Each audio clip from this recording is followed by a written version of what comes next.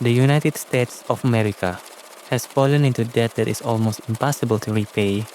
The amount of interest they need to pay, the amount of debt to be renewed, the amount of debt to be added continue to skyrocket due to the compounding effect for 25 years. Recorded in the 2000s, the United States still only has $10 trillion in debt. Fast forward to today, it reaches $36 trillion. This value is equivalent to more than 120% US GDP. Many people assume that America is already entered the fourth turning since 2008.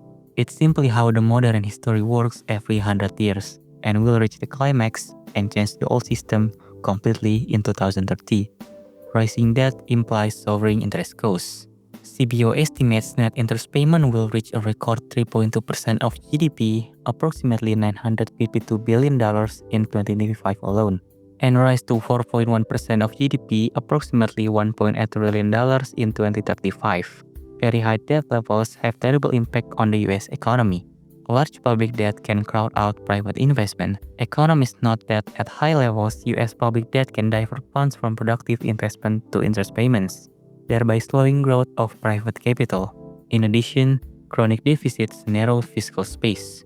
Rising interest payments reduce the government's ability to finance other economic programs, creating strong fiscal pressures. In other words, part of the budget is forced to pay interest instead of education, infrastructure, or research. This impact can weigh on long-term growth, especially if fiscal policy is not changed. Also, we can't forget the geopolitical competition the USA has with China, which also makes the situation even worse. And from now on, are we simply witnessing the fall of America? The country that won World War II and the Cold War, which also has significant gold supply in the world and has chosen to be the global reserve currency, is the same country that has $36 trillion in total debt. You must be questioning just how the hell this can happen. Well, to answer this, we need to look back in history. As you know, since 20 years ago, the stereotype of the America is a gun war supplier. Wherever there is a war, there is also America.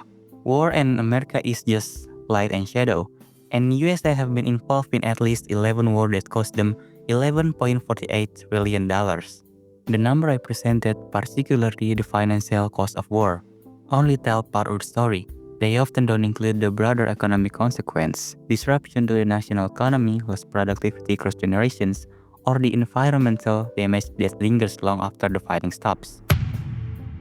The national debt of the United States is not a new crisis. From the very beginning, the US carried debt during the Revolutionary War after the young nation borrowed over $75 million to finance its freedoms. By the end of the Civil War in 1865, that number had surged past $2 billion. In the 1930s, faced with Great Depression, the government turned to unprecedented spending through New Deal programs, investing in jobs, infrastructure, and agriculture. As a result, national debt jumped from $22 billion in 1933 to $33 billion by the next 3 years. But that's nothing compared to the scale of World War II. Between 1940 and 1945, the debt exploded from $43 billion to $259 billion. The debt to GDP ratio soared from 42% in 1941 to 106% by 1946. Thanks to strong post-war growth, that ratio declined steadily, reaching 23% by 1974. But the war didn't stop there. Korea, Vietnam, and the prolonged tension of the Cold War continued to inflate the debt. In 1982, the US national debt hit $1 trillion for the first time.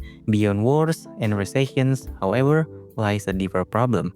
Long-term drivers of debt, like an aging population and escalating healthcare costs, these mandatory spending categories are difficult to cut, yet they continue to grow. In fact, spending on social programs like Medicare, Medicaid, and Social Security climbed from just 21% of federal budget in 1960 to a staggering 73% by 2021.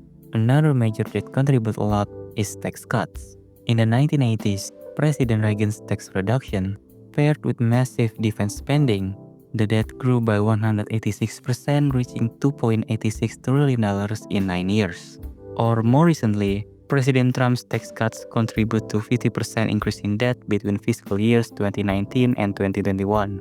Every time taxes are slashed without offsetting spending cuts, the result is clear: less revenue and more borrowing. The American Recovery and Reinvestment Act, or ERA, during the 2008 Great Recession, added another $100 billion to the debt. Then during the COVID-19 pandemic, emergency relief packages and the American Rescue Plan Act pushed their levels even higher than those during World War II. Just by the 2020s, after the war on terror and global economic shocks, US debt crossed the $20 trillion mark and keep climbing.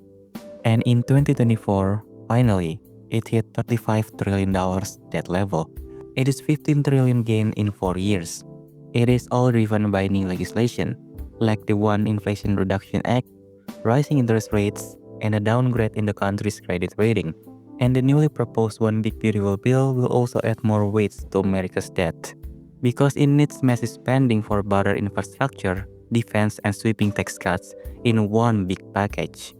To pay for it all, the government will have to borrow even more. As of July 14, 2025, the total US federal debt stood at $36 trillion, and this month will keep increasing however they want. And also, those $36 trillion are compounded by interest. To get things easier, just imagine there's a guy who has a lot of debt, but he only pays off the interest to keep getting loan instead of paying the debt. With the interest for 25 years, he dug a hole to cover another hole, and as a result, the interest of debt is compounding, and that's what describes the American debts right now.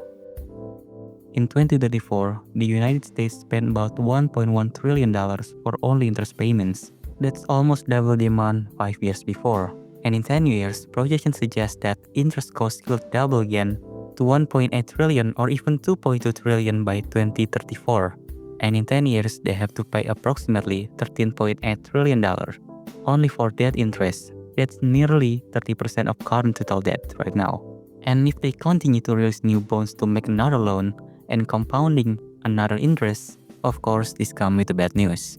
Many countries have been under a lot of pressure after the interest rate reached 3 to 4% of their GDP. Let's see from Argentina and Greece. They're experiencing economic problems after the interest on their debt reached 2.4% of their total GDP. The same problem may happen for the USA too, which means the USA will meet its end when no one is interested in buying its bonds anymore. So should the USA leave its debt and increasing interest because, as we see, they are just doing okay in this situation? The answer is yes. They don't need to pay all of their debt as long as they pay interest to the investor. When debt maturities comes due, the US doesn't always repay them. Instead, it is issues new debt or refinancing to pay off the old one. It is like paying off credit card A with credit card B. As long as the interest is serviced, the system keeps running. And now you know why they have this amount of debt. All of these things can happen just because the USA is collecting debt with its own currency. The US governments can simply print dollars through the Federal Reserve as much as needed. This means that as long as you remain trusted, the US cannot technically run out of money. This looks like an official but legal Ponzi scheme. As long as the economy continues to grow and investors remain confident, the system keeps running again and again. But to make the system keeps working, America must maintain the status quo with others to keep relations and keep making debts. And this is the most important, because when America changed gold to dollars, many countries hold dollars that were previously backed up by gold. That's why a lot of countries must have good relationships with America. Because if America got wrecked, then the world will have great economic crisis.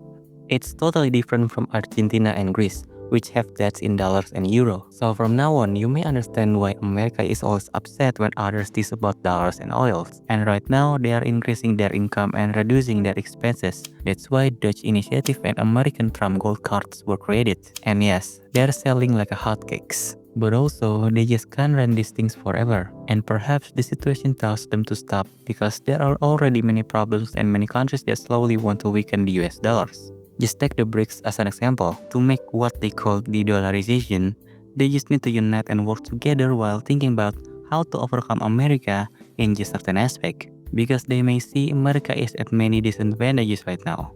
However, for America to maintain its great economic reign, it needs to cut its spendings, increase taxes, and boost its economic productivity despite being the most debt-ridden country in the world. but they are strong enough to maintain it for over 30 years or more, because half of the world transactions use the dollar as the currency. But what will happen next if the dollarization has been achieved and the USA can pay its interest? As I mentioned before, if the USA can pay its debt, it means the scheme they created has collapsed. Because they can't pay the interest anymore, even after releasing new bonds to cover the initial debt's interest. And the dollarization will be achieved after many countries in the world no longer rely on the US dollar. If these two things have already been achieved, it will certainly lead to extremely bad situations, at least for America. The effect for America would simply be an economic and political disaster, causing hyperinflation, extremely high interest rates, and leaving the USA like a broken bank, devoid of global influence. However, for the world, it will certainly disrupt global trade, and countries with dollar-denominated debt will find payments difficult as the dollar becomes extremely expensive, and maybe we will see new or alternative global reserve currencies such as the Chinese yuan, the euro, or even gold. And this may leading to a multipolar world monetary order. However, all of these scenarios will only happen if the USA can pay its debt and dollarization have been achieved, which it's hard to foresee happening even within the next 20 years. And that's for today's video. Thank you for watching. Enjoy the silence.